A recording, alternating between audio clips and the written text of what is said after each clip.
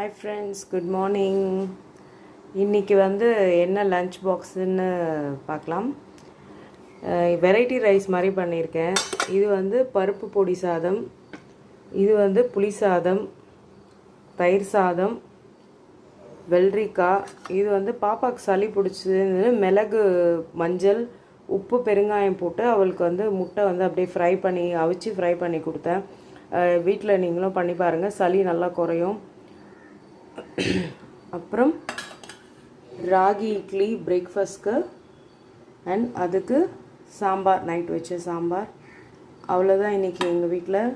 Hope and wish எல்லோரும் நல்லா இருக்கீங்களா, நல்லா சாப்பிடுங்க, நல்லா ஹெல்த் இஸ் வெல்த் பார்த்துக்கோங்க.